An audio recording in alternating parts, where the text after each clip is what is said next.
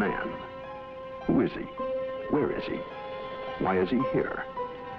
Isolated in space in a round mass of matter live some several billion intelligent beings. Man. But what is his origin? Some say he evolved from the slime of the sea. Others that a god created an Adam and Eve and he was their descendant. Yet another speculates that he was brought here sometime in the distant past when the Earth was colonized by men from another dying planet. Despite the theories and speculations, the answer remains an unsolved mystery. As to where he is, that's easier. A planet 8,000 miles in diameter, located in a remote portion of a galaxy, somewhere in infinite space. Why is he here? That too remains an unsolved mystery. Occupied by his daily affairs, he finds little time to contemplate such questions, except for those moments on a clear night when man pauses and looks to the star-filled heavens, and in his mind stirs an unanswered question. He searches his thoughts for an explanation, a key to the faint, forgotten memory of his past. And perhaps at that moment, somewhere else in the universe, on a distant planet similar to his own, somewhere on the other side of our galaxy, other intelligent beings wondered too, and set out in airships on an adventure through space to search for their answers. November 2nd, 1967. Two men are driving west of Loveland, Texas. The night is clear and still. Then around 11 p.m., they have an extraordinary experience.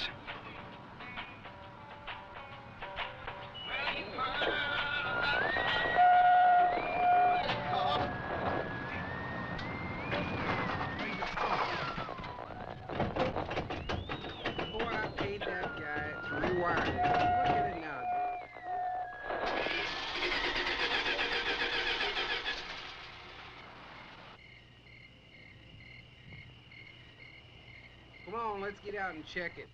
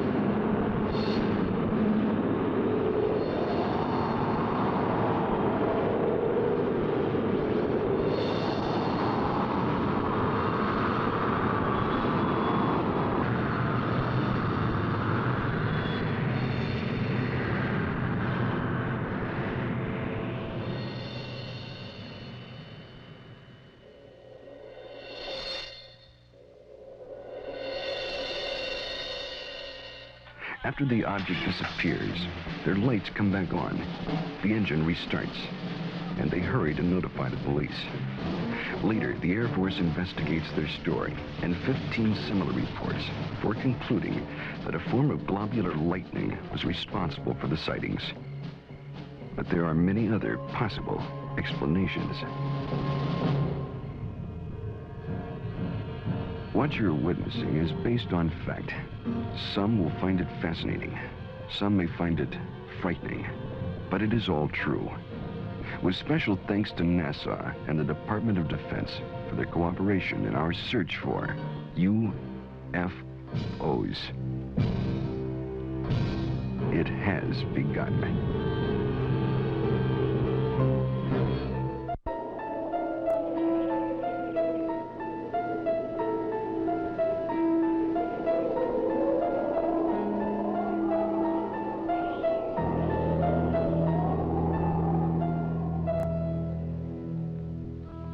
The Old Testament, Ezekiel chapter 1. It came to pass that the heavens were opened, and I saw visions of God. Out of the midst thereof came the likeness of 4 living creatures. They had the likeness of man. Now, as I beheld the living creatures, behold, one wheel upon the earth by the living creatures, The appearance of the wheels and their work was like unto the color beryl, and their appearance and their work was, as it were, a wheel in the middle of a wheel. And when they went upon their four sides, and they turned not when they went. As for their rings, they were so high, they were dreadful, and their rings were full of eyes, round about them four. And when the living creatures were, the wheels went by them. And when the living creatures were lifted up from the earth, the wheels lifted up. This account took place some 500 years before Christ. Other accounts very similar appear in earlier ancient writings. The Greeks and Romans also are known to have made observations of such things as phantom chariots appearing in the night sky. Records also tell us that during the reign of Charlemagne, there were many accounts of encounters with tyrants of the air and their aerial ships. These accounts so concerned Charlemagne that those reporting such strange phenomena were subject to torture and death. Here is one recorded event given between the 8th and 9th century in France. One day, among other instances, it chanced at Lyon that 3 men and a woman were seen descending from these aerial ships. The entire city gathered about them, saying that they were magicians sent by Charlemagne's enemy to destroy the French harvest. In vain, the 4 innocents sought to vindicate themselves, saying that they were their own country folk and had been carried away a short time since by miraculous men who had shown them unheard of marvels. Luckily, the Bishop of Lyon pronounced the incident as false, saying it was not true these men had fallen from the sky, and what the townfolk said they had seen there was impossible. The people believed what their good bishop said rather than their own eyes, and set at liberty the 4 ambassadors from the ship. The date was November 12th, the year 1887. The time was near midnight aboard the sailing ship Siberian, when it was reported that several people aboard ship witnessed a huge sphere of fire. It was observed arising out of the ocean. It rose to an altitude of 16 meters, then flew against the wind and came close to the ship, then dashed off toward the southeast. This sighting lasted a full 5 minutes. Within the years 1896 and 97, mysterious airships were reported all across the United States. In Oakland, California, a group of streetcar passengers reported a winged cigar that sent out a stream of bright light. The sighting spread through Colorado, Texas, Kansas, Nebraska, Iowa, and many other states, particularly in the Midwest. On April 11, 1897, Walter McCann of Rogers Park, a few miles north of Chicago, took a photograph of an airship. The New York Herald, as well as the Chicago Herald Tribune, pronounced the plates as being genuine and not a fake. Dr. Jacques Vallée, international authority on the UFO experience. The first thing I'd like to dispel is a frequent misconception that UFOs are limited to this country. Very often people ask me, how come I never hear about UFOs in other parts of the world? How come we only hear about UFOs in America? Well, UFOs are not an American phenomenon. They are a worldwide phenomenon. That's one of their most dramatic characteristics. The first major wave of sightings, and sightings tend to come in very intense series over a couple of months, over a given region of the world. The first such major wave occurred over Scandinavia in 1946. There was a major wave in this country in 1947, mainly in the western states. And then there have been waves in the US in 1950, 1952, and so on. And there have been intense concentrations of sightings in Africa, in Latin America, in Mexico, in the Soviet Union, in the People's Republic of China, Australia, New Zealand, and on and on and on. I don't know of any single country that has not had a series of UFO sightings. May 1975, Manitoba, Canada. Unidentified flying objects have been reported over the small town of Carmen. The objects have been seen by many witnesses over a period of several weeks. May 13, 1975, cameraman Alan Carr of station CKY in Manitoba photographs 2 separate sightings over Carmen in front of 4 witnesses. The first sighting occurs at approximately 10:30 p.m. The object appears to be stationary just above the ground. Then, almost simultaneous with a flash which appears in the sky, the object moves north at blinding speed. Only when the film is later analyzed in slow motion does Carr realize what he has captured photographically. Approximately an hour later, a second sighting occurs. The object appears over a group of trees and moves from left to right at an apparently low relative altitude to the horizon. Again, slow motion analysis provides a fascinating study of this unexplained event. On June 30th, 1973, Jean Bigot of the Astrophysical Institute flew over Chad aboard the Concorde, packed full of scientists and scientific apparatus, at 17,000 meters altitude. In the twilight of a total eclipse, Mr. Bigot photographed the horizon with his camera.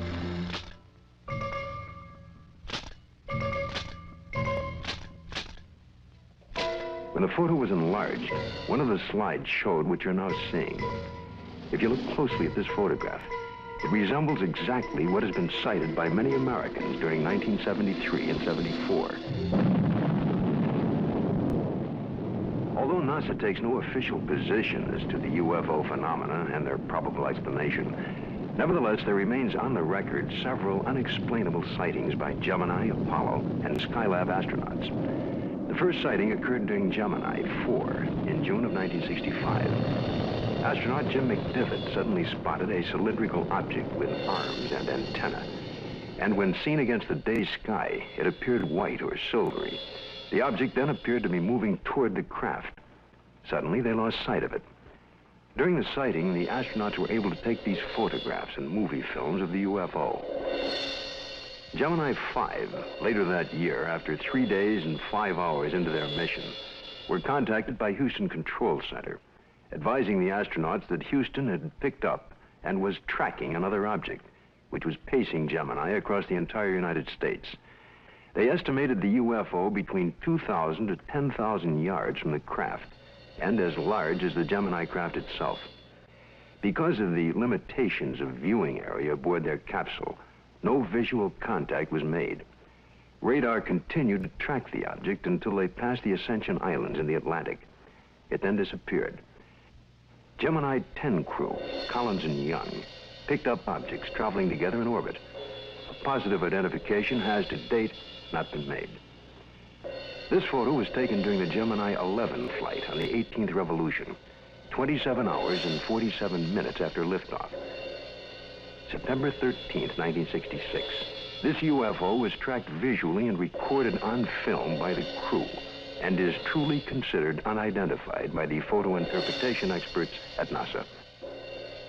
Perhaps the strongest and most spectacular of all the sightings took place aboard Apollo 11 on its way to the moon for the first moon landing.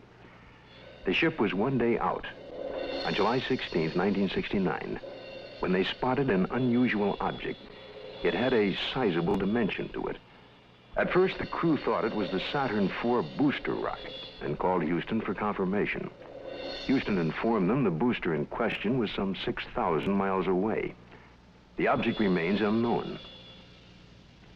During the Skylab 3 second manned flight, on the 23rd day of 1973, at sunrise, a series of 4 exposures were made by the crew of a visually sighted unidentified flying object, or satellite, as considered by the NASA Photo Interpretation Laboratory. The Skylab crew noticed a large star-shaped object, brighter than a planet or star. They watched it for about 10 minutes. They estimated its distance as from 30 to 50 nautical miles from Skylab. It, too, remains an unknown, despite North American air defense and NASA's attempt to identify it. Among the thousands of military men in recent times who lost their lives while in the service of their country, the circumstances surrounding Captain Mantell's death are indeed extraordinary. This experienced military pilot who'd flown in the invasion in Normandy and numerous missions over the Rhine under heavy attack would take with him to his death perhaps the closest glimpse of what was thought to be a UFO. The date is January the 7th, 1948. The time is 2 o'clock in the afternoon here at the Godman Air Force Base, just outside of Louisville, Kentucky. A Kentucky state policeman calls in to report what he has sighted. It's an unusual aircraft, circular in appearance, approximately 250 to 300 feet in diameter. I'd say it's moving westwardly at a pretty good clip. Any information? Negative. I will check with our commanding officer. Instructions were given to contact nearby Wright-Patterson Air Base to see if they had any experimental aircraft up in that area. Flight test. We have no experimental aircraft in the area. The reports still continued to come in from adjoining towns. At 1:45 p.m., it happens. It's very white and looks like an umbrella. I don't know what it is. Through the binocs, it appears to have a red border at the bottom at times and a red border at the top at times. At approximately 2:30 p.m., a flight of Air Force P-51s come into view. The base commander decides to contact the flight leader, Captain Mantell. This is Godman Base Commander. Roger, Godman Tower. This is NG-869, flight leader. Over. NG-869 from Godman Tower. We have an object out south of Godman here that we were unable to identify. We'd like you to take a look for us. Roger, I will take a look for you if you give me the correct reading. Mantell moves ahead of his wingman. The tower advises the flight leader to correct his course 5 degrees to the left to 210 degrees from Godman Tower. Godman Tower, this is flight leader NG-869, Captain Mantell. Object traveling at half my speed and directly ahead of me and above, and I'm closing in to take a good look. Can you give us a description? It appears metallic and to be of tremendous size. I'm going to 20,000 feet. The other pilots level off under 15,000 feet and start down. At approximately 3:15 p.m., Godman Tower loses sight of the UFO. 5 minutes later, the report came in that Captain Mantell's plane had crashed. He was found dead. His watch had stopped at 3:10 p.m. that afternoon. What was it that caused this experienced pilot to become intrigued with an object that he would unwittingly give his life pursuing? 6 months later, a cylindrical-shaped object giving off a phosphorescent glow was to be sighted in the night sky over Robbins Air Force Base in Georgia. At 2:45 a.m., Captain C.S. Childs and First Officer J.B. Whitted were piloting a routine Eastern Airlines flight number 576 from Houston to Atlanta when Whitted reports, "We sighted an object coming toward us. This strange object had a stream of red fire coming from its tail, and I could see it was much larger than anything I had seen or read about." Childs then notices that the object had no wings supporting it. It passed us on the right side. Its speed was about 700 miles per hour. And both men get a very good look at this unusual object. It was about 100 feet long, shaped like a cigar. As it passed, they clearly saw 2 rows of windows, an upper and lower, that were large and square. During that evening, there was a third witness, the one passenger who was awake on that Eastern Airlines flight, Clarence McKelvey. I was startled, frightened. A male steward came to me and said, "I notice you've been looking out the window. Will you talk to the pilot?" And I said, "Well, of course."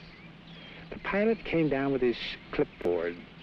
He was visibly shaken. He told me that he had been a flyer in the war and had covered so many million miles of flight and had never seen anything like this before. What was it that I saw?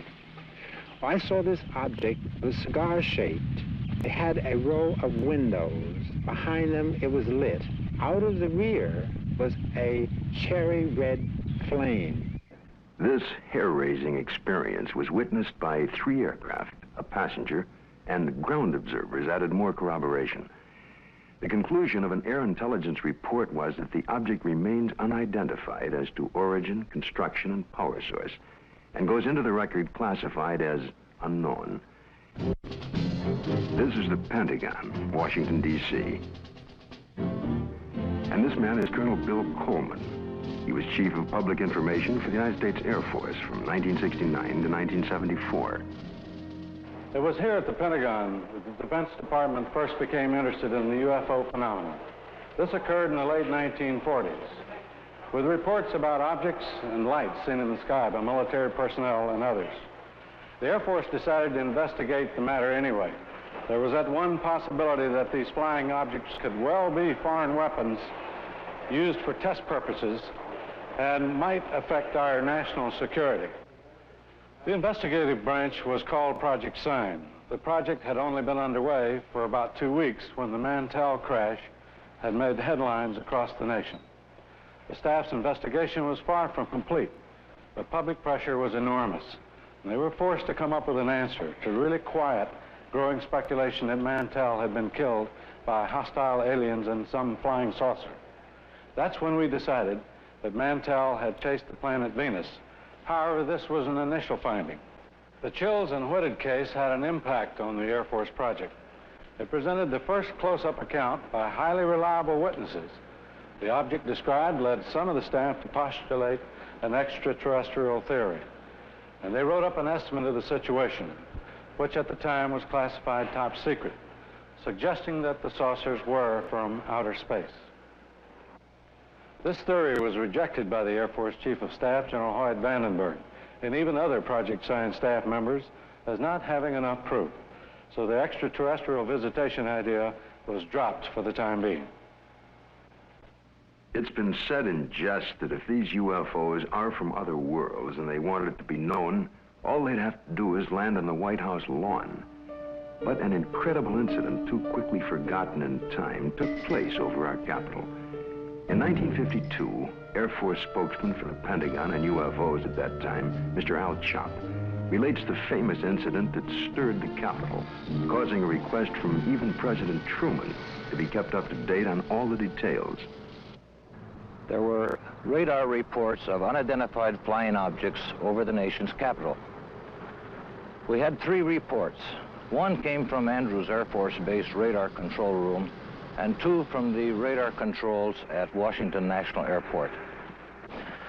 The first sightings consisted of a number of unidentified targets picked up on radar.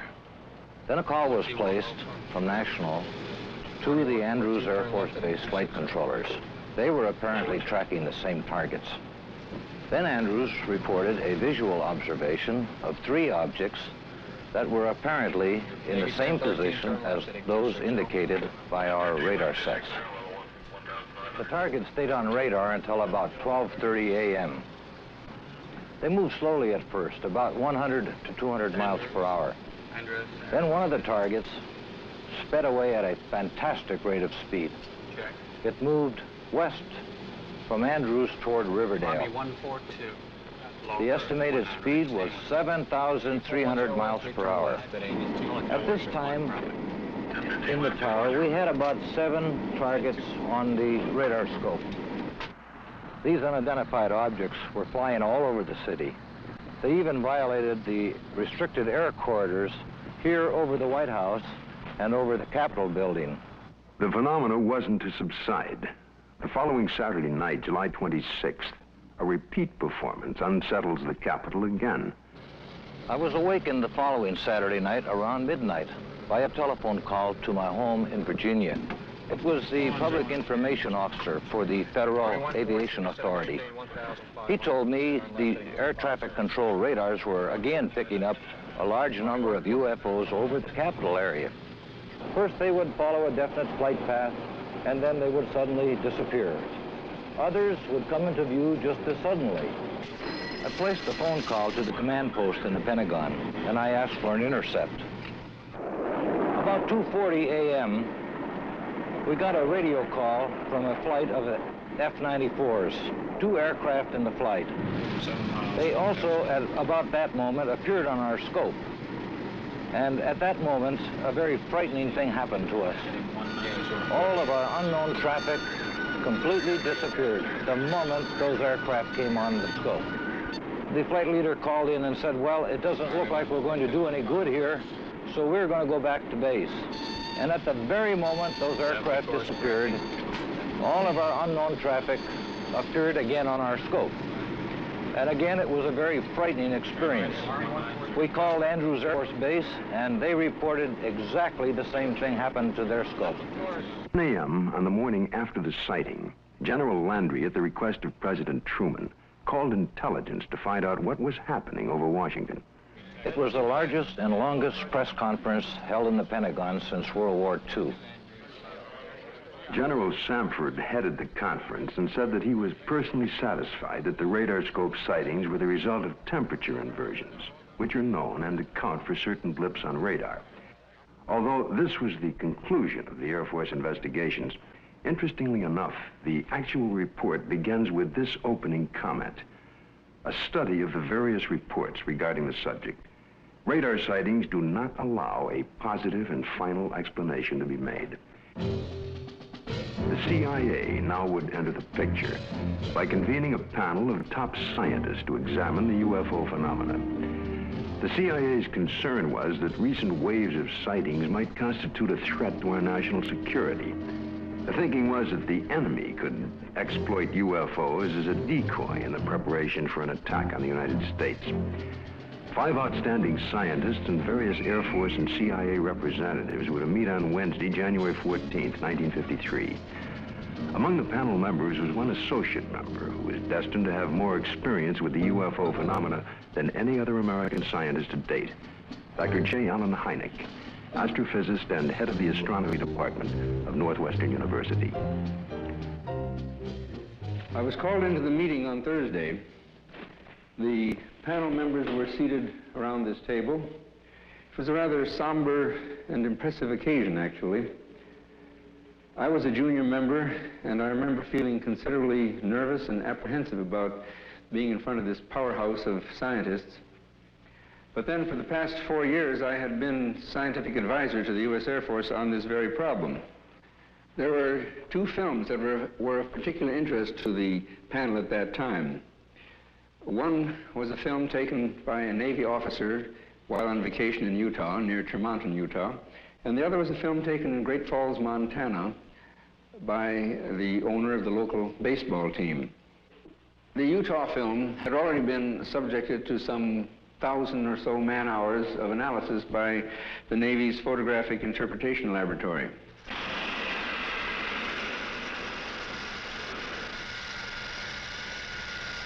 So the panel got up from their chairs and crouched around the wall to examine the films, and they asked to have the films run several times, as a matter of fact. Now, the Navy had, on the basis of their detailed analysis of the Utah films, they had concluded that the objects shown in the films could not be birds, balloons, aircraft, and so forth, but indeed that they were self-luminous, unidentified objects. Despite this conclusion, the panel rejected it and concluded that the objects were birds. They couldn't be unidentified, therefore they had to be birds.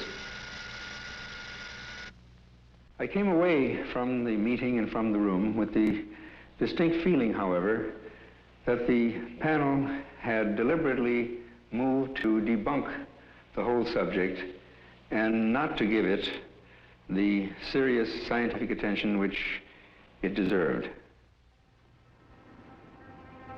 How many times have you noticed something in the sky, something out of the ordinary, a movement or shape that suddenly catches your attention? You look more closely, and usually the thing becomes immediately recognizable. It's the moon, or a flock of birds, or a plane, usually. But just for a moment, suppose the thing you glimpsed remains unrecognizable, unidentified, without witness or proof. All you have left is a nagging sense of mystery, of uncertainty. A few years ago, this man had such an encounter near San Francisco, only he had proof in the form of an 8mm movie.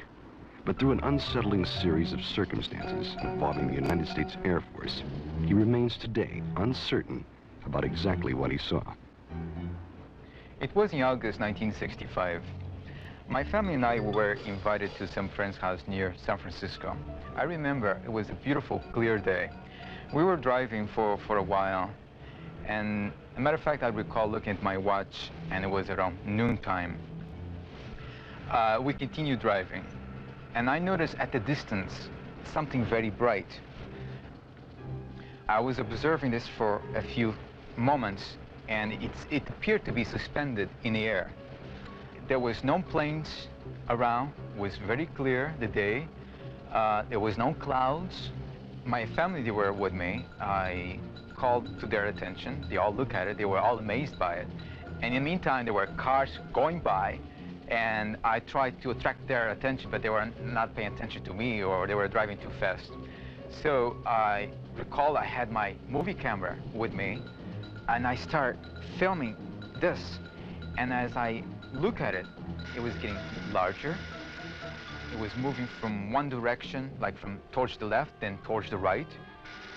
This object was very bright, and I recall it was extremely enormous. I was just completely amazed by it. I ran out of film. Then when I got home, I called the Hamilton Air Force, and I reported the sighting. The Air Force was very interested. They had asked me, as soon as I had the film developed, they would like very much to look at it. Well, I had the film developed. I look at it. There it was, very bright, quite clear, and moving very rapidly. So I captured this right on film.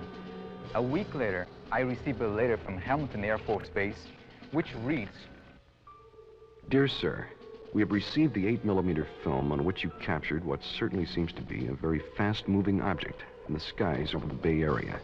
The film has been forwarded to Wright-Patterson Air Force Base in Ohio, where such observations are investigated. Well, several weeks went by. Finally, the Air Force returned my film, and I noticed immediately it was not the original film. It was not that clear, and the quality was very poor. For some reason, or good reason, the Air Force decided to make a copy. They kept the original, and I end up with a very poor copy. Close examination of the film returned to the Air Force reveals that it is, indeed, a print, and not the original. And while the print is very poor quality, we can still catch a tantalizing glimpse of something extraordinary in the skies over San Francisco. Watching it again, this time with the aid of a pointer, it's easier to spot the elusive thing. But to date, no one has been able to make a positive identification. No one except possibly the Air Force. I would imagine the film is somewhere in their files, and probably by now they forgot all about it. But I will not forget that day. The sighting itself had such profound influence in my life, because since that time, powerful, extraordinary events has happened to me, which I have no doubt are direct result of my experience. But I can't talk about it publicly. It seems the CIA was to become involved in the UFO phenomena again, in a most unusual way. A series of episodes were to take place that up until the airing of this program were not public knowledge. The events were so bizarre that it's hard to conceive they happened to individuals associated with such no-nonsense organizations as the Office of Naval Intelligence and the CIA. This man is retired Lieutenant Colonel Robert Friend, U.S. Air Force, and former head of Project Blue Book. Friend, now on the management staff of Celesco Industries Incorporated, which builds and launches missiles for defense testing purposes. Friend now relates this most unusual experience. It was 1959 when I was invited to attend a briefing in the security portion of this building. It seems a retired Rear Admiral had information about a woman in Upper Maine that purported to have established contact with extraterrestrial beings. 2 naval intelligence officers were sent to investigate. The naval officers met with the woman, and she went into a trance, supposedly to establish contact with the purported extraterrestrials. And then they asked her scientific and technical questions that a woman of her education could not possibly know the answers to. Yet, as the questions were put to her, she was able to answer easily with seeming telepathic help from these purported extraterrestrials. According to the report, she indicated there was an organization, OEEV, which meant Universal Association of Planets, and that organization had a project, UNZA, meaning Earth, which was being conducted. Then an unexpected turn took place. One of the naval officers was informed by the woman that they, the extraterrestrials, were willing to answer questions directly through him, a naval commander and intelligence officer with no prior experience in telepathic communication. He took over and attempted to write down the answers to questions put to him by his fellow naval officer. The word traveled back quickly to Washington officials and a very skeptical CIA. Nevertheless, there was no reason to totally disbelieve the report of this highly respected Navy commander. Questions were put to him, such as, do you favor the government, religious group, or race? And would there be a third world war? The answer to both was no. The group then asked if they could see a spaceship, and the commander, still in a trance, told them to go to the window and they would have proof. The group moved to the window where they supposedly observed a UFO. I was told that a call was made for radar confirmation.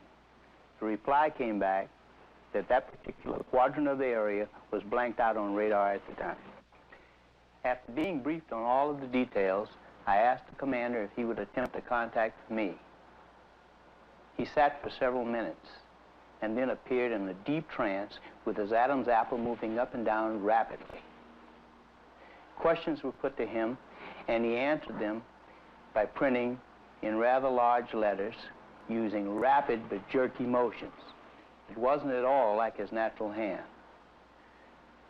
During the course of the questioning, we learned the names of some of the so-called extraterrestrials. One was Krill, C-R-L-L-L. Another, Alomar, A-L-O-M-A-R. And another, A.F.A, A-F-F-A, purportedly from the planet Uranus. A case that just as well could have been written by a very imaginative science fiction writer. But here in my hand is the actual account of the incident by one of the agents present at that time. The names of 7 men present are listed here. Because of the unusual nature of the incident and at their request, their names will remain confidential. Another reason for control of the Blue Book files was to protect the names of witnesses. To help satisfy public demand, periodic summary releases were made.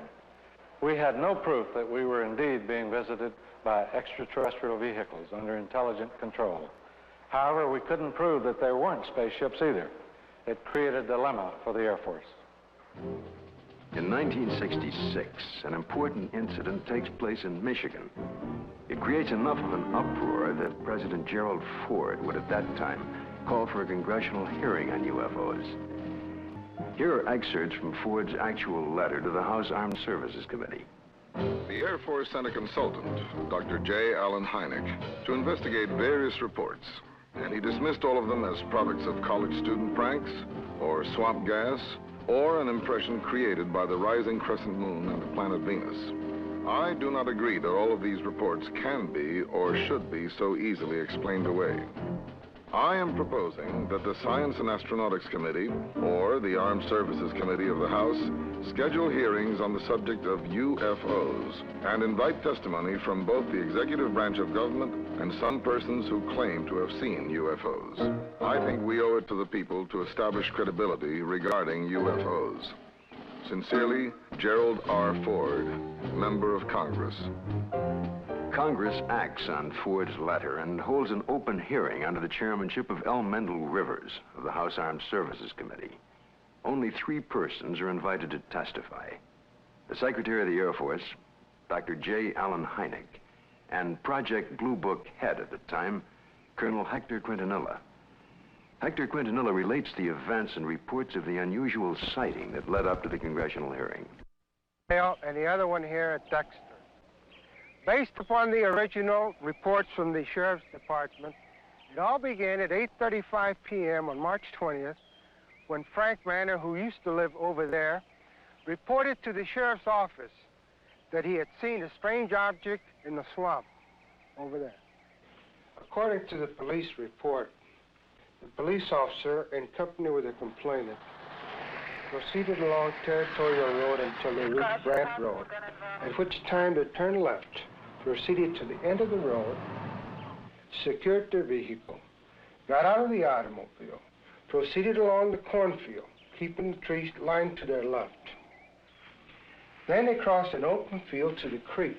They crossed the creek and reached this point, which was their vantage point, and observed the object.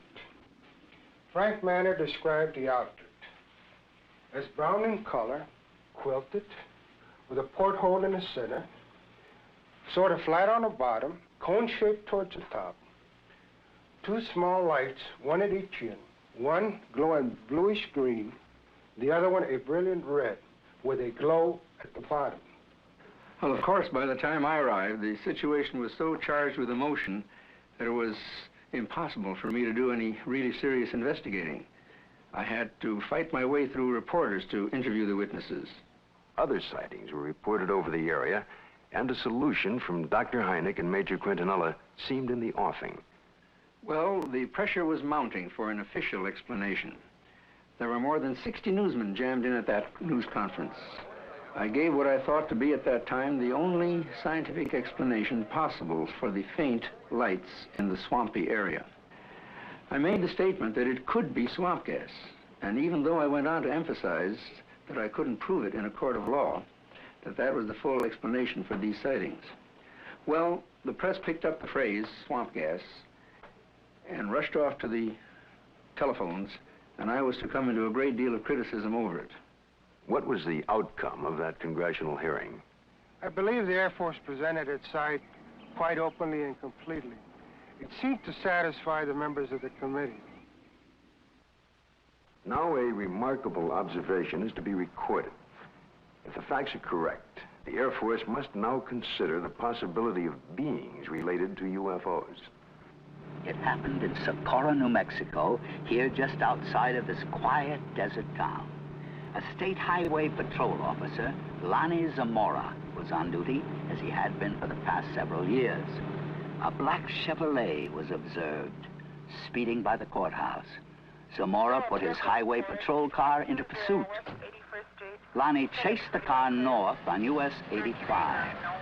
As he passed this hilly area, Zamora heard a roar and something caught his attention. 10 or 15 seconds pass. Lonnie then calls in to the sheriff's office. The time was about 5:45, I recall. And he said, Socorro to 1044, an accident. And then he said, I'll be 10-6 out of the car, which meant that I was going to be investigating a possible accident. And I went up this road about a half a mile, and then I stopped my car and got out and looked out, and I could see a white looking object in the distance. I thought it was an overturned car at first, but I got into my patrol car and went up closer to it. And when I started to get out of the car, I heard a big roar. As I got to it, I could see looked like a couple of coveralls hanging from a clothesline. I couldn't see what it was, but it looked like a couple of coveralls. Zamora called in. He sounded very excited. He said he watched an object lift up slowly and disappeared into the sky very fast. I went down to where the object had been, and I noticed the brush was burning in several places. The object had left 4 perpendicular impressions on the ground. I noticed several bushes were smoldering, but they felt cold to the touch. I noticed what appeared to be a couple of oval footprints on the ground. I knew Lonnie had seen something. The proof was right there.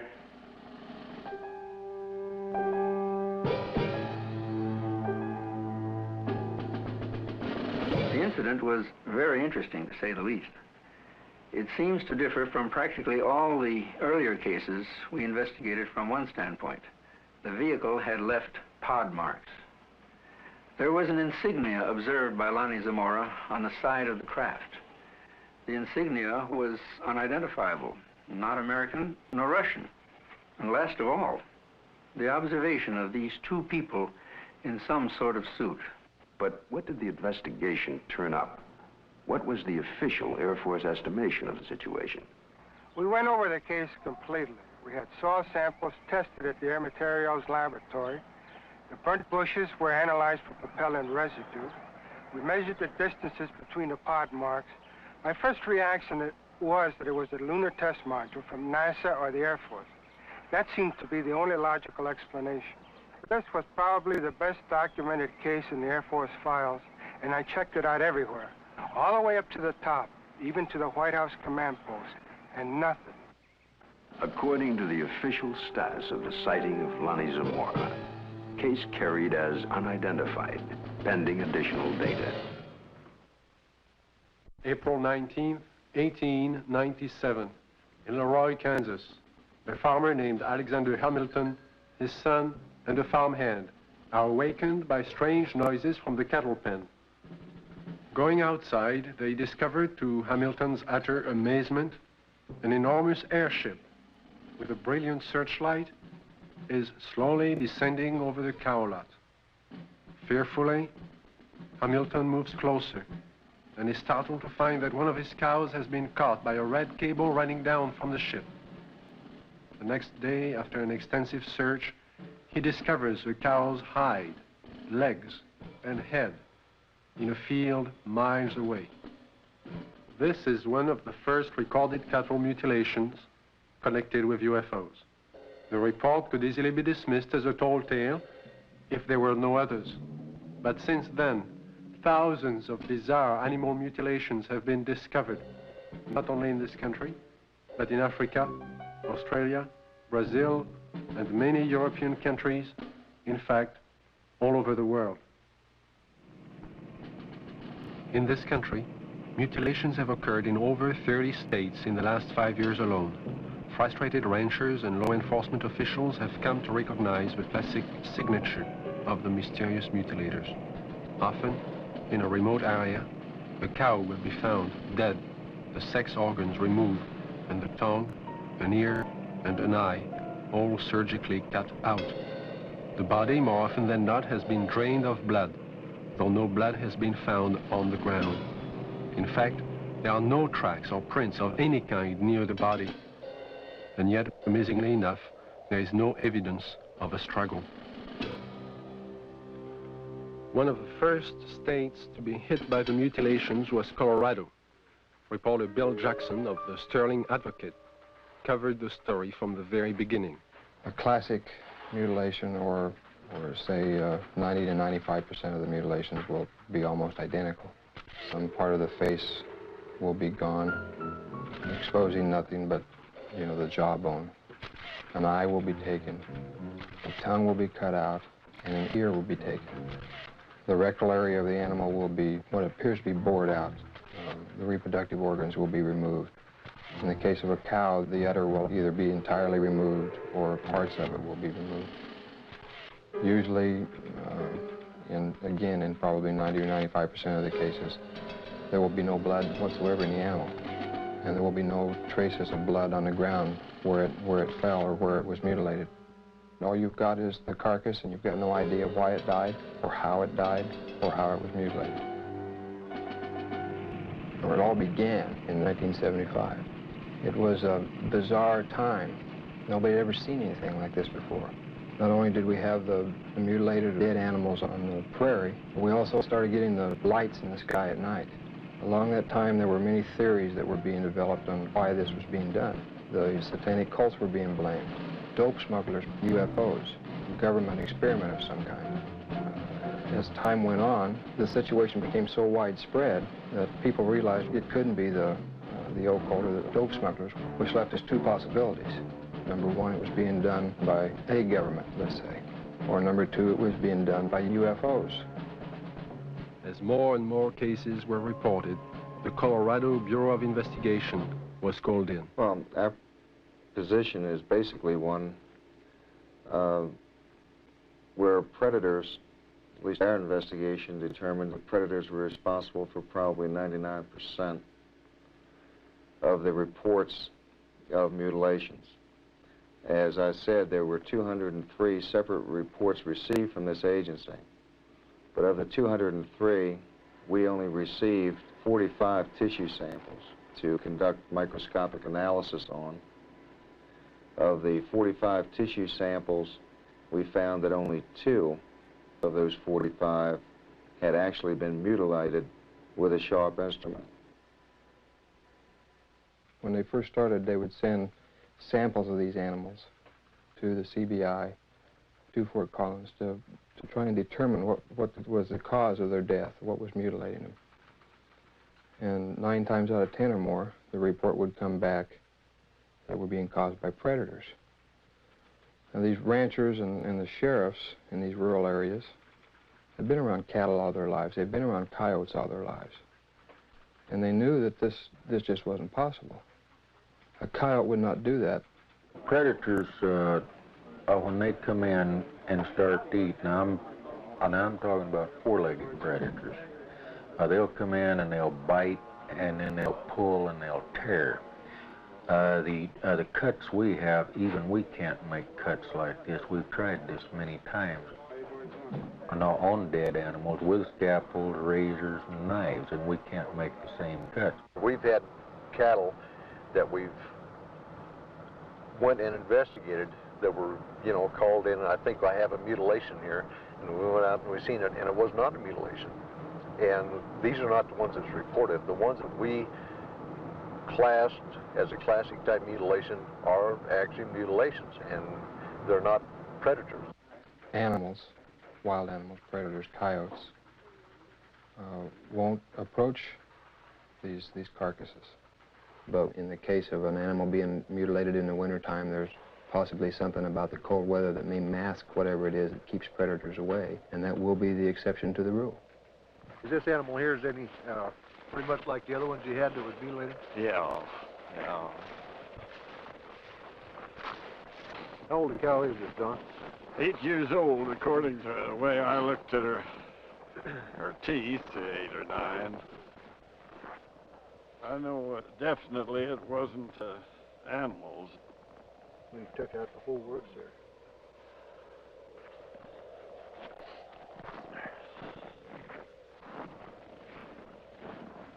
Don, now on this critter here, how this looks like a real incised wound.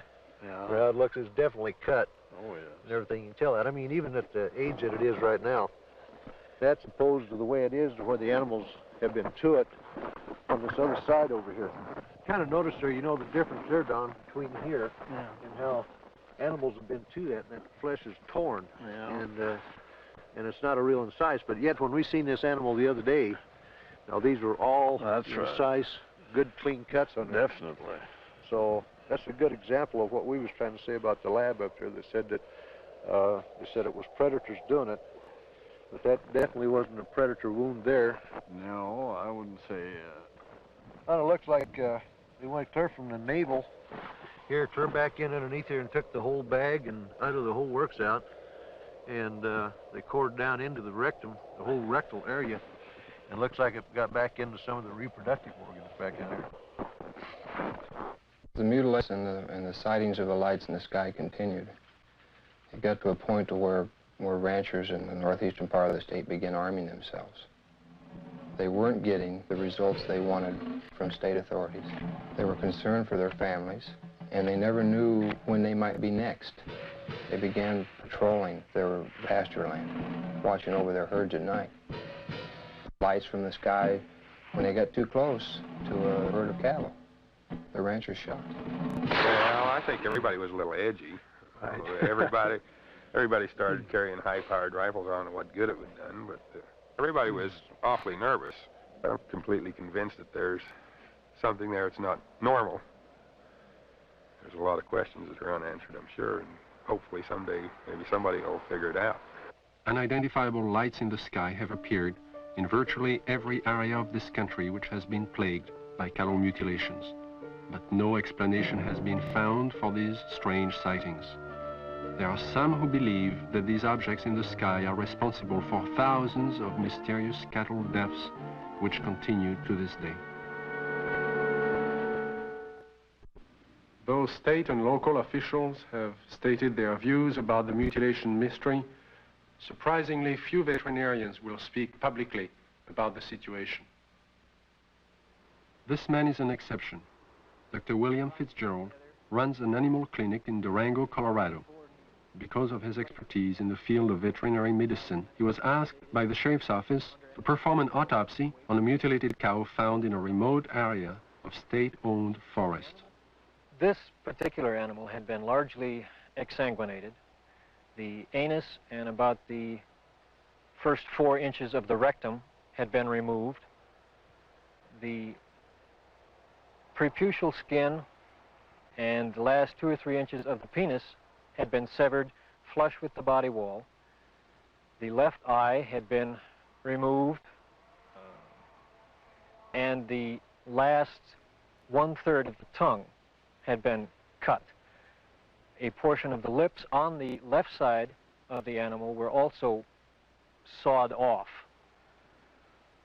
presumably to gain access to the tongue, but this makes no sense because that portion of the tongue could have been easily pulled out and cut off without that, so I don't understand that point.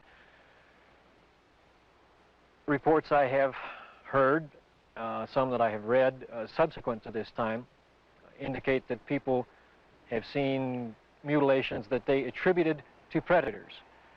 And if this was a predator, he had 2 feet and a 6-inch knife, because it was a very sharp single cut in most instances. And although not the world's leading expert, I work with knives frequently. I know what they do. I know the marks they leave. Exsanguination, the removal of blood from an animal, has been a predominant trademark of the mutilators.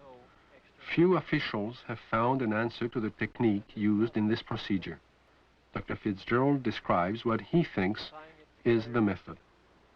If a large bore needle is placed in the animal's jugular vein while the animal is sedated, under anesthesia, or awake if you like, somehow restrained, however, the animal's heart will function as a pump and will pump out very nearly all of its blood through that needle.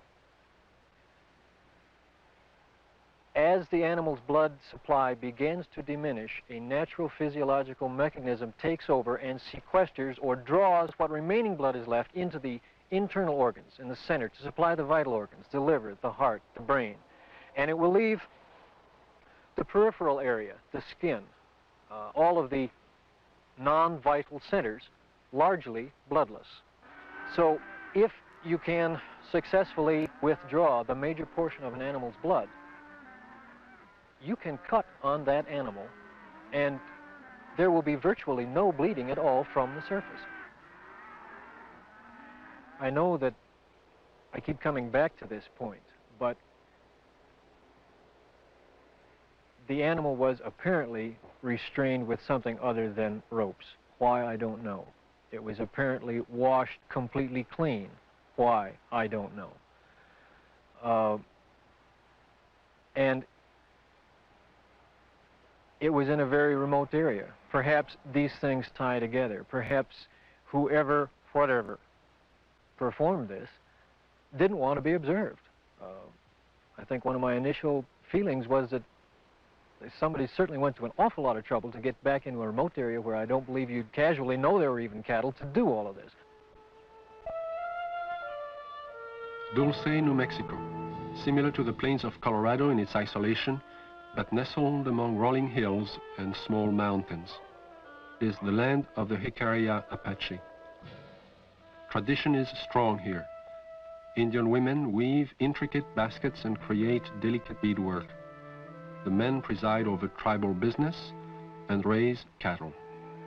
And here, as in Logan County, the night sky has been lit with the glow of unknown flying objects, and cattle are found mutilated. Officer Gabe Valdez of the New Mexico State Police and retired scientist Howard Burgess, who pioneered the development of Kirlian photography in this country, periodically pool their knowledge and expertise in an effort to solve the mutilation mystery. Officer Valdez describes how it all began.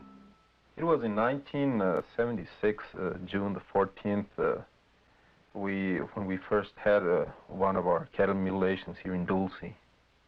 The cattle that was mutilated belonged to Mr. Manuel Gomez. Any time that we do find one that it's not too decomposed and it's fresh enough for us to do some tests, well, I do call on Mr. Burgess because he has a lot of knowledge in the field of science that is very helpful to me in conducting my investigations. Howard Burgess had a theory that some of the cattle had been marked prior to their mutilation with something which would show up under ultraviolet light but be invisible to the naked eye.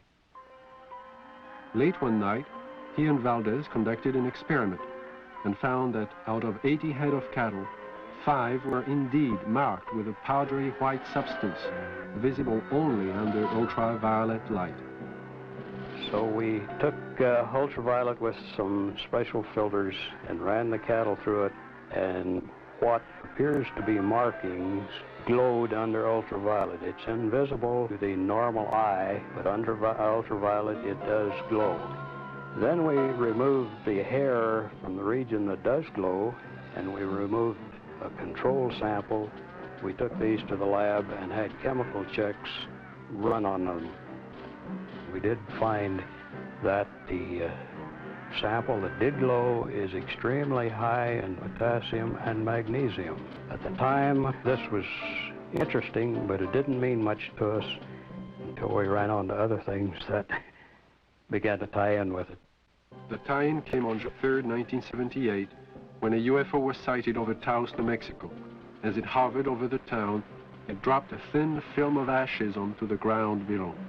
The ashes contained high levels of magnesium and potassium, the same elements found on the cattle under ultraviolet light, but there was more. We find there's at least 25 elements in there. There's a good possibility that it may be something that's organic. And if it is, this just opens up a real bag of worms, because anything can happen if this is an organic material that has come from one of these crafts. And this, as the people told us, directly fell from the craft that was hovering over the area. One day in 1975, Logan County Sheriff Tex Graves took his deputies into the countryside around Sterling, Colorado, determined to track the bright lights which had been skimming across the ranches and farmlands for the last several weeks. Reporter Bill Jackson describes the sequence of events. We were just getting started in this. We really didn't know what we were doing. We weren't prepared for anything like this, of course. But as time went on, we realized we couldn't catch them, so maybe we can take pictures of them and discover something that way. A year and a half later, the lights returned. The mutilations were still going on. So we arranged with the Honeywell people in Denver to borrow a 1100 millimeter Lentar lens from them. And got some high-speed recording film from Kodak. And then we sat and we waited, hoping that the lights would come back and we'd have a chance, and finally that chance came. It was a stationary object that we saw for approximately 30 to 45 minutes, and the resulting shots were interesting, to say the least.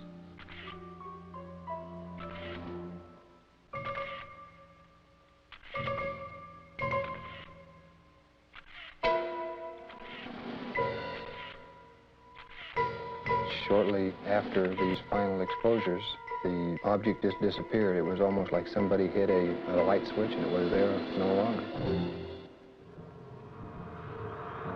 What are these unidentifiable lights? What is their nature and their purpose? Why have they appeared in the night skies immediately prior to the discovery of mutilated cattle? And how many more animals will die before the mystery is solved?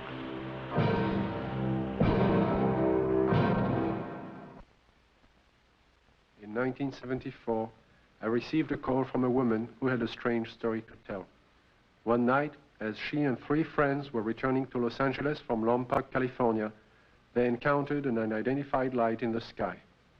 Thinking at first it was a helicopter, the friends paid little attention. When the object began to fly in unusual patterns at extremely high speeds, the passengers soon realized they were dealing with something out of the ordinary. What happened next is best told in the woman's own words. Helen is a fictional name. Her real name is being withheld at her own request. I saw it come into the sky from the top of the mountain range and go straight up and do a 90-degree angle toward us, and I called it to the attention of Don, John, and Sue. And they saw it too. and it was there. I was not on dope or alcohol or anything like that. And it started doing really erratic things in the sky. It was a small white light and very easy to see. We were not mistaking anything. It came over to the car, flipped over and went around on the other side toward the other hills and came back, settled above the car. By this time, because it was so close, it was 8 lanes of freeway, at least in diameter and even a little wider, saucer-shaped, a very white, luminescent light emitted from the entirety of it. The ship stayed above us, out in front of us, about a minute or two, and we watched it, and none of us were saying a thing. And we just kept driving, and it kept staying in front of us. And then out of the perimeter of it, closest to us, came 4 white beams of light, very much like funnel-shaped, smaller at the perimeter, and they descended upon us and came around each one of our bodies. And out of each one of our bodies, we started to float into that beam of light. The best description would be molecularly being dispersed. And when I looked over at Don and Sue and John, their bodies, their legs and their bottoms are still on the car seat, and their heads and their shoulders and their chest molecules were going through the roof of the car, along with mine. We didn't lose consciousness while this happened. We were completely conscious of going through the roof. And the bottom molecules of our body were coming through too, and we were about 3.5 or 4 feet outside the car, going toward the ship, and we hit an energy field, a strong one, and remembered nothing. Next thing I did remember, we were coming back, the same process, going back into the car. It wasn't until several years later that Helen realized she had experienced more than she remembered. Mental images, which she couldn't explain, caused her to visit a specialist who put her through a memory regression. In this relaxed state, Helen recalled the evening in question and described in detail the experience of being taken aboard the UFO. I came to, and standing in front of me was a very tall man with whitish hair, kind of bronze, beautifully tan type of skin. And he had a long type of robish gown on, and he was looking at me, and very, very friendly. And he said he supposed I'd like to know what we were doing here. And I looked around, and I did want to know. There was a huge room that we were in that had a hallway off the front and a hallway off to the side. And they were round, curved hallways. The room was very light. Iridescent light radiated all over, but you didn't see a light bulb anywhere. In fact, you didn't see hardly anything except for the swivel chairs we were sitting in. And he proceeded to help me up, and when we walked together over to the screen in front of us, across the room, and he showed us some information and pictures, and it was very cordial and very easy to talk with. The man spoke to me in English, but concurrent with everything he said was a great deal of telepathic communication, and it was completely peaceful feeling. It all made sense. He showed us a screen with many images on it that clarified some of the things he was saying. He also said that he'd been around with the other people there for thousands of years, and that they had been picking up people and giving information to people for the use of putting it into this world, into this society, to bring about a lot of better changes. And the interesting thing was that there are some people, he indicated, who we know and read about, who were given information by him. This is what he told me. And there was no fear. That's predominant, I think, in everything. From this large room where we first came on, the man led me down into a couple other rooms. And the one that's very interesting was more or less in the center of this ship, and it was a room full of dials and full of men dressed in more form-fitting clothes, whereas the one who met me had a type of ambassadorial robes on. And these guys had more like turtlenecks and Levi's. They were still white, soft, iridescent, and very comfortable looking, and they were working. There was plenty of dials, and there was lots of screens, types of scopes there, and they were doing things very involved. None of them paid any attention to us. They kept their word. After he had taken me to these rooms, we were walking again down the hall to go back to the car. And while we were walking, I remember telling him, you know, nobody's going to believe me. And he said, it's really nice to talk to her, and he goes, it doesn't matter if anybody believes you. And there was a purpose to being told these things, and what I had learned and what John and Sue had learned too had its purpose. And it was very kind and very cordial. You could meet him on the street almost and not even feel anything unusual. And then we came back to the room, and we were put back in the car the same way as we were taken out. And we just this tremendous sense of peace, and that there was a lot more going on than we had originally thought. In December of 1969, amidst great public controversy, the Condon report from the University of Colorado was finally out. In summary, they found no evidence that UFOs were a threat to the national security, and the late Dr. Condon recommended that the Air Force terminate its involvement in UFO investigations and analysis. In 1969, the Air Force officially disbanded Project Blue Book and the study of the UFO phenomenon. Conclusions of Project Blue Book were: 1, no UFO reported, investigated, and evaluated by the Air Force has ever given any indication of threat to our national security. 2, there is no evidence submitted that sightings categorized as unidentified represent technological developments or principles beyond the range of present-day scientific knowledge. And 3, there is no evidence indicating that these unidentified objects are extraterrestrial. The files of over 12,000 cases were placed into storage. But the ubiquitous UFO wasn't to be influenced by this government position. Incidents were to continue, with daily reports of flying objects finding their way into the news media. In the closing months of 1973 and early into 1974 alone, there are over 1,000 unrelated and unsolved reports of UFOs from across the United States.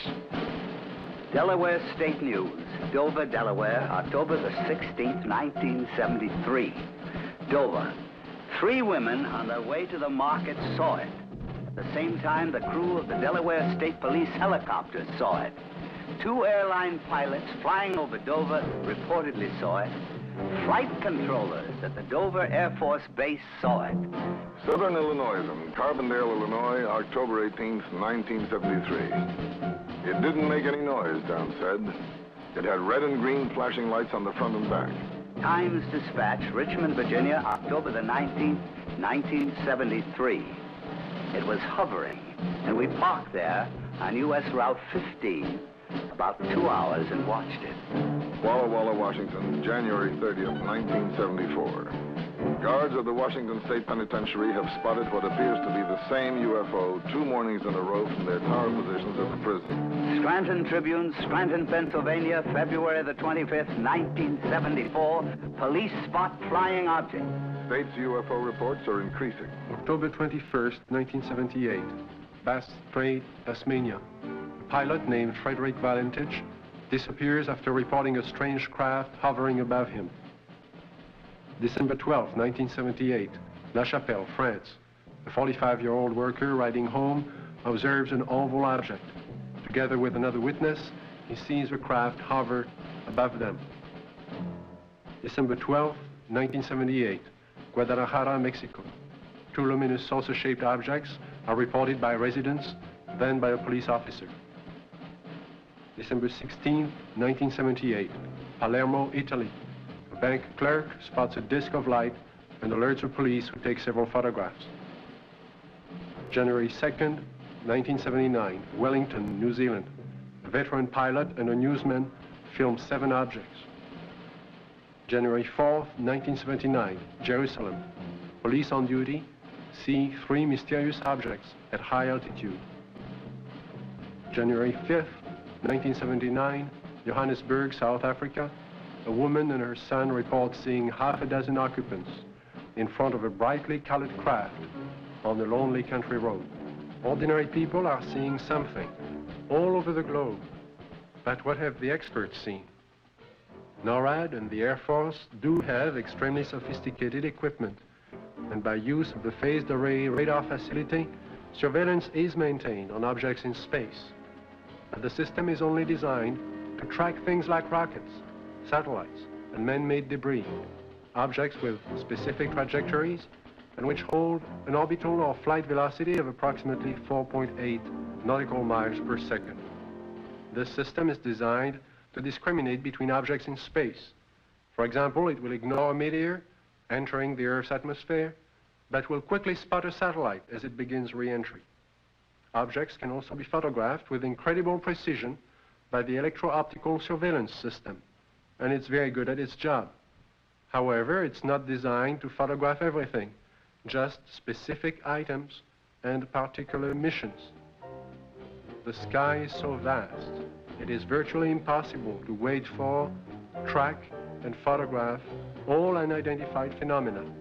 There is just not sufficient time or budget.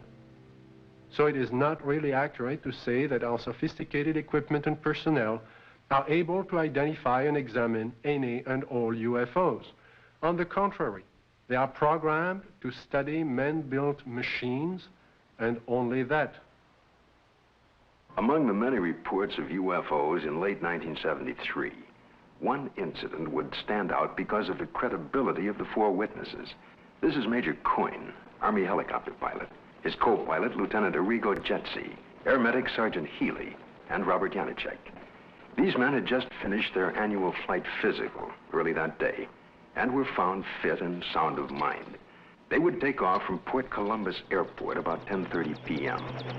But what was about to follow, and the subsequent report they filed, would put to the test the credibility of these men. Approximately 8 miles east of Mansfield, our crew chief, Sergeant Robert Janicek, observed a red light on the east horizon. Did you gentlemen see the same red light? Yes, I did. Our helicopter was flying on a northerly heading. We were flying at an altitude of 2,500 feet. He indicated that the light seemed to be pacing the helicopter, moving along in a parallel direction with our aircraft. Which direction from the helicopter was the at? It was to our right, to the right side of the helicopter, and it was moving with us as we were heading north towards Cleveland. And at this time, he indicated that the light changed its direction, was coming directly at the helicopter at the same altitude. And as the helicopter was maintaining a speed of 90 knots, the object came at a terrific speed from the horizon. We estimated 15 miles. Visibility was reported 15 miles that night. Did you gentlemen see the object at this time, after it had been pointed out by the sergeant? No, not at that time. I was flying left seat or co-pilot, and visibility from that seat from an object approaching from the right is rather limited. So I was having a difficulty seeing the object. And it was for that reason that Major Coyne did take the aircraft or the controls from me. I grabbed the controls from Lieutenant Jetsi because I thought it was going to hit us. I braced for impact. With that, I pushed the collective down to get the helicopter to start to descend. I then looked at the altimeter. It was showing 1,700 feet, and we were descending 1,000 feet a minute. The helicopter began to descend, and as this object came at the helicopter, it seemed to descend with the helicopter. When the helicopter went down, the object came down, but it still came directly at our broadside, as if to hit the helicopter from the right side. Did anyone else see the object at this time? Yes, I was watching it come on out of the east horizon. And the only thing I felt was when the skipper took over the controls and we started to auto-rotate down, and I'd never been involved in a mid-air collision, so I was just watching this thing come at us. It was at this time a light came, swung 90 degrees from the UFO towards the helicopter, and it came in through the front of the plexiglass, and the entire cabin inside turned green from the light. It was a pyramid-shaped type of light that beamed down and came through the front of the helicopter. How long was your aircraft bathed in this beam?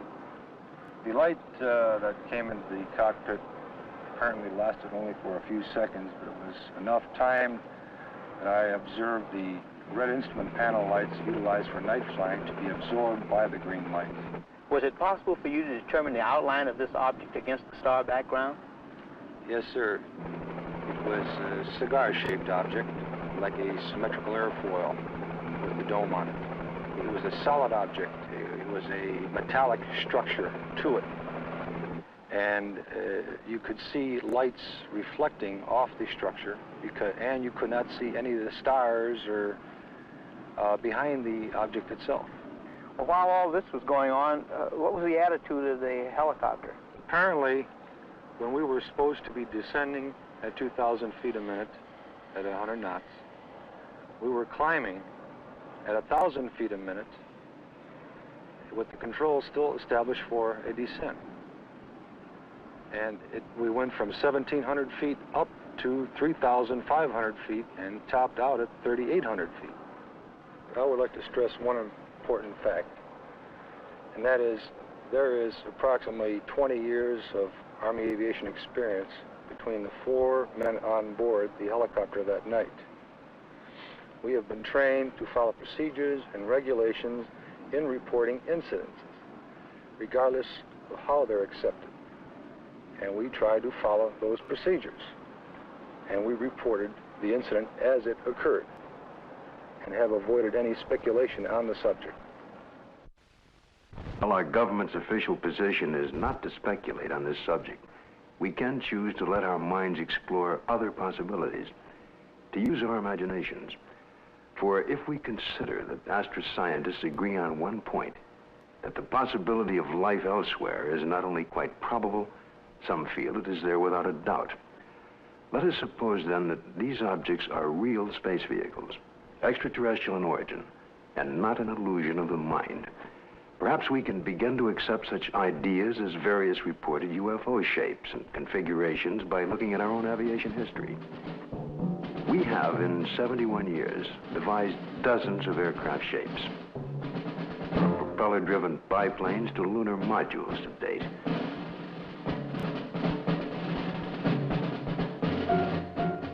And by projecting into the future, it's conceivable that our technology may lead us to similar developments. As to the UFO's behavior, if they are space vehicles, they appear to have movement in advance of our understanding of what is possible in the 20th century. But we must realize, however, it stretches our imagination. There will be a 21st and 22nd and 23rd century, where the impossibilities of today may be tomorrow's commonplace. If these vehicles are of origins outside our Earth, then we must assume they are managed, controlled, and operated by some sort of beings, perhaps similar to us. From sketchy reports around the world, we can begin to construct a hazy portrait of these aliens. Reports indicate ashen, pale, white skin, perhaps with a thin protective membrane over them. Eyes large, far apart, with a wraparound appearance. Nose indefinite, 2 small breathing holes. A slit mouth, or small or no opening at all. Behavior, cautious, curious, firm. Ability to paralyze on touch. Sounds emitted. Humming. Oohs in a foreign language or some accent. Buzzing as if electronic from their head and chest. Wearing head protection or overall body protection. We just might not be scientific and technically sophisticated to the extent that's necessary in order to recognize what is the real evidence in this, in what we have collected. I think we should also think of other possible hypotheses. Suppose there are such things as interlocking universes, where forms of matter which don't mesh with ours except under strange conditions. To assume that we're on the level of intelligence that would of necessity be visiting us, if they have the ability to come here, there may be no common bridge of understanding. There may be attempts at communication and we don't recognize it as communication. We must always be aware of the fact that we may be testing the wrong hypothesis. As for instance, in the days when people talked about stones falling from heaven, that was testing the wrong hypothesis. Meteorites do exist. The phenomenon exists, but they're not stones that fall from heaven. They're stones that the Earth collides with when they're in orbit around the sun. It's arrogant, egocentric, egotistical for us to think that we are the highest intelligences in the universe. I think that's completely preposterous. As far as the extraterrestrial intelligence is concerned, I believe it's out there. We have not been able to come up with a logical explanation. At least our scientists have not. The only plausible explanation that would explain all of these sightings is the theory that these could be intelligently controlled vehicles controlled by an alien species, alien to this planet. How would the public react if this event were true? To find the answer, Dr. Leon Festinger of the New School for Social Research consulted a number of prominent social psychologists from several universities across the United States. You must realize that social scientists can only make educated guesses about reactions to such a new and startling event. But nevertheless, certain behavior can be predicted. Dr. Aronson of the University of Texas points out that many people already have strong beliefs about the existence or non-existence of extraterrestrial beings and are committed to these beliefs. Dr. Walser tells us that if these extraterrestrial beings were advanced beyond us, we would probably gain technological information from them, that many Americans may worry that their benefactor will demand something in return, constant gratitude or acknowledgement of their superiority. As far as panic is concerned, most of my associates agree that it wouldn't happen unless there were, one, an imminent danger with no escape or chance to protect oneself, and two, it resulted in loss of contact with family or primary groups. And last, there is also the question of longer-term effects. What would happen over many years? One social psychologist suggests that it might help to unite the world. If the visitors from space prove to be an enemy, he suggests, then we would unite as one species to drive the invader away and then to live in peace thereafter. We've so far talked of the past and the present, but what are the possibilities of the future? It seems almost certain that if other beings more advanced than ourselves do inhabit other sectors of the universe, then it's quite probable there will come that day, that moment in time, when official contact will be made. Let's look at an incident that might happen in the future, or perhaps could have happened already. The premise is that contact is made by extraterrestrial beings with representatives of the United States Air Force at Holloman Air Force Base in the deserts of New Mexico. The day is clear. It's about 5:32 a.m. at Holloman Air Force Base. Traffic light. One recon plane is on the field ready for takeoff when Sergeant Mann is given a report of an approaching unidentified craft. Yeah, Bill, no, nothing on the log. I'll repeat it again. Unidentified approaching objects on coordinate 49er, 34 degrees southwest, following Lincoln Array. Can I go northeast down with the Army helicopter? Probably a stray civilian, maybe. Keep me informed. I see him over there. Check with Edwards. Make contact with him, Bill. This is Holloman Air Force Base Control Tower. Identify yourself. What's your tail number? You're encroaching on military airspace. Warning, identify yourself. You're in a restricted military air corridor. Call the base commander. Base commander's office, Sergeant Whitmore speaking. Yes? Yes, hold on. Colonel, for you. This is Colonel Horner, yes? Yes, an unidentified vehicle. You warned the aircraft again? 142, turn left. What's its shape? Check Edwards. Civilian patrol? Okay, all right. Sound a red alert. Unidentified aircraft approaching. Hey, Bill, give me a quick check with Wright Patterson Intelligence. There may be an experimental craft from somewhere, I don't know, here. Alert the fire chief and security and safety.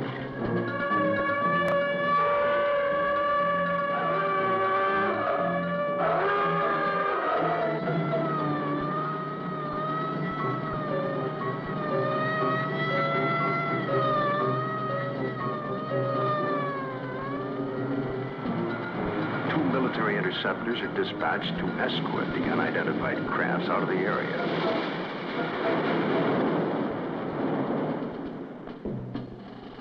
During a routine photographic mission, a tech sergeant and staff sergeant of the base photographic team were aboard a helicopter at the time and run off several feet of film of the three objects, one of which breaks away and begins a descent.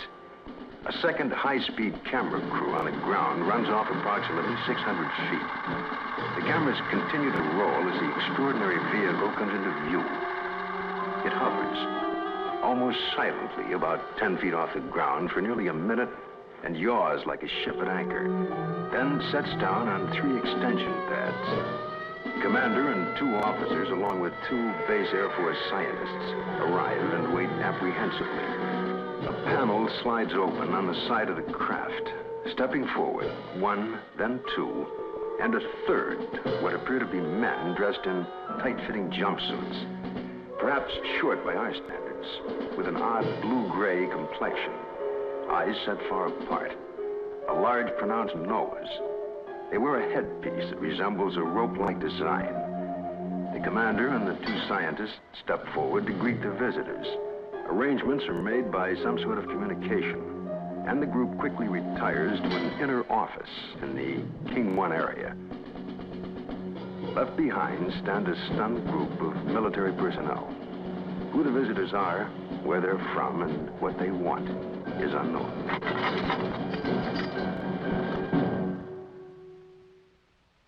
We now have a new challenge, perhaps the most monumental in recorded history. The opportunity to investigate a phenomenon that could change our destiny.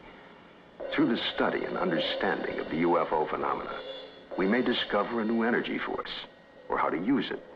Or it could lead to an understanding of our relationship to life throughout the universe.